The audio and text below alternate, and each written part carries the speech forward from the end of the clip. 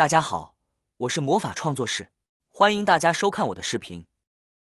钢丝球在厨房用几次就变得很油，油污非常脏。下面有个小方法，可以让钢丝球变干净。面粉清理钢丝球小妙招。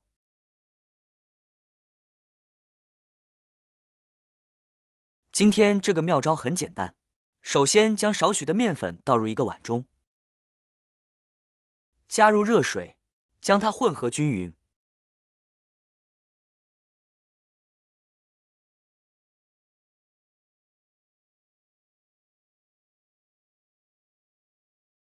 然后直接将钢丝球放进去，浸泡5分钟，搅拌一下。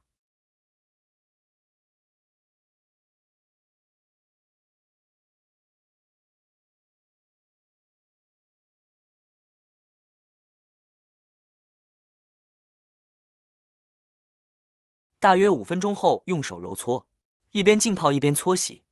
面粉具有很强吸收油污的能力，将油腻的钢丝球浸泡在面粉水里，可以非常快速的将钢丝球上的油污吸收掉。稍微清理一下，就可以将油污清理干净哦。而且这个是用面粉，对人体无害，这个方法非常的有效啊，大家不妨试试看。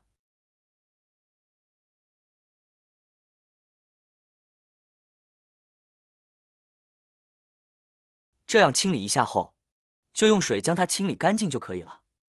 小编现在就到厨房将它洗一下。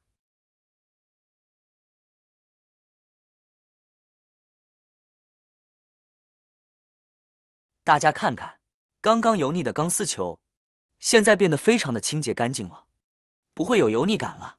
好啦，今天的视频内容呢就分享完了。喜欢我的视频的朋友们，记得点赞、转发、分享哦。希望可以帮助到更多的朋友。或许你有更多更实用的小技巧，欢迎评论区留言分享哦。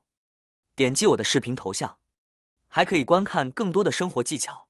每天呢都会分享不同的精彩视频，别忘了关注我哟。感谢您的支持，我们下期再见了。